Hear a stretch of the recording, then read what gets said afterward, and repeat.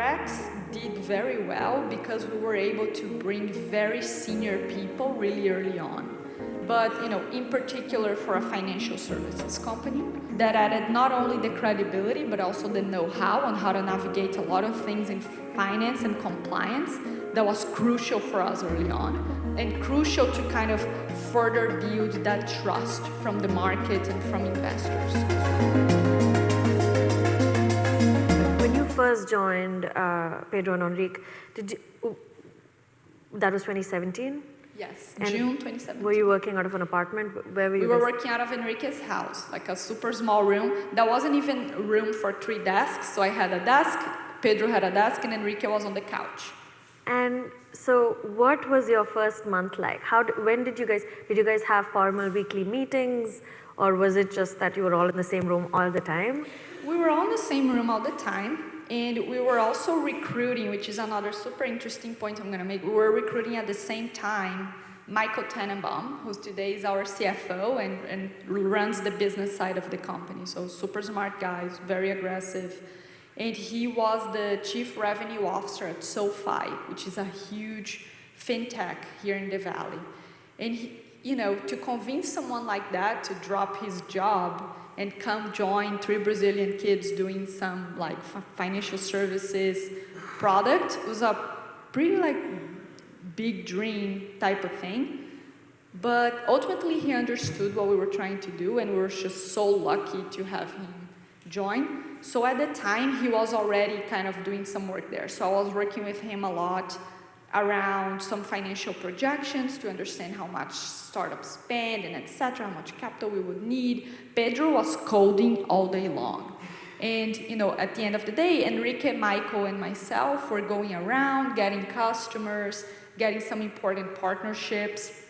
And 2 important lessons from this time, I think, are one, Brex did very well because we were able to bring very senior people really early on.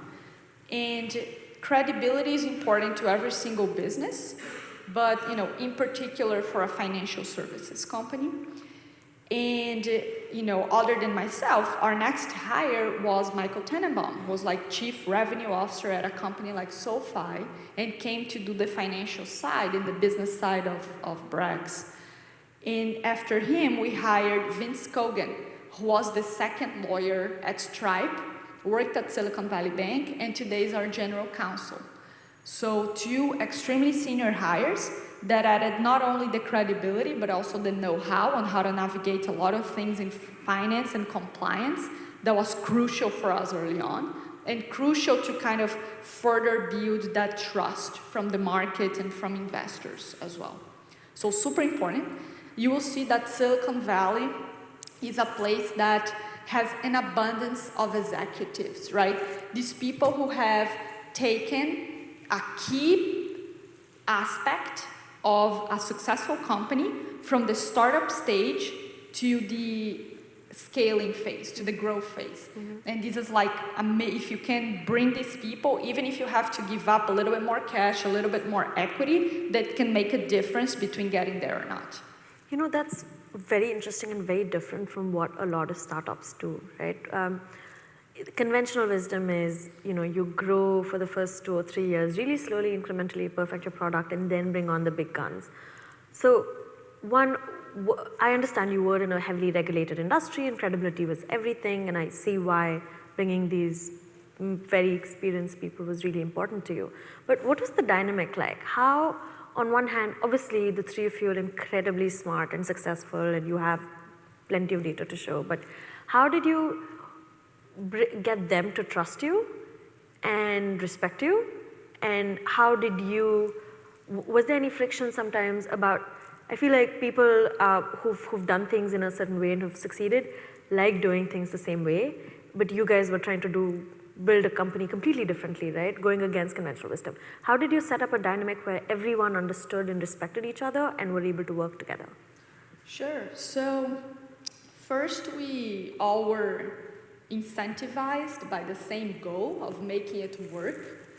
And we knew that each one would have their own area of expertise. Of course, sometimes we disagreed, the team disagreed, but ultimately, we'll just, not leave the room until everyone's comfortable with that. And especially Enrique and Pedro are very mature in the sense that, sure, they have a very impressive track record for, a 24 and 23-year-old, but they also are extremely humble to understand that there's people that are much, much better than they are in particular things, and that we need them and we need to trust them in order to take it to the next level. And I think that these people realized that on the interviews, that they weren't like, just like young and they thought they knew everything. They noticed that they were trying to build something amazing and that they respected incredibly the background of these people who would help us take us there. And it wasn't an overnight, like we had one conversation and they came. It was something that took months. We got referrals from investors, from the lawyers of these investors, and you just, were looking everywhere, meeting with tons of people. In the early days, Enrique spent a crazy amount of time just meeting people. People who today are investors, people who today we hired for the team. So he just did an amazing job taking his time, going around and having tons of conversations.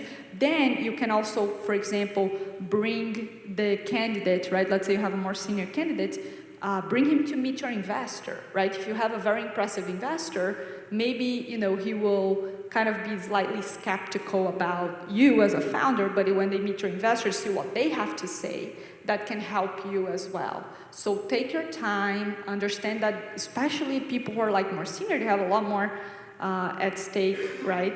When they're leaving the job that they've been doing so well on to join a brand new thing, these things take time. And so respect that time, use your investors to try to talk to these people as well, and use them as a resource.